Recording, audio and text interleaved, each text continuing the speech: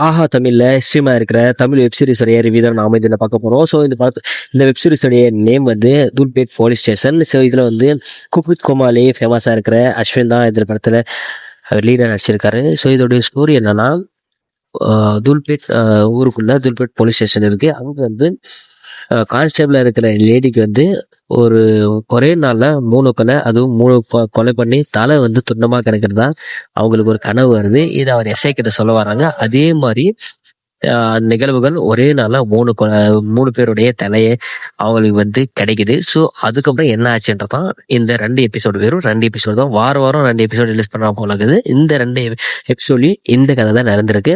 So நல்லா சுவாரஸ்யமாக இருந்துச்சு. So low budget web series எந்த அளவுக்கு இருக்குமோ அந்த அளவுக்கு இருந்துச்சு.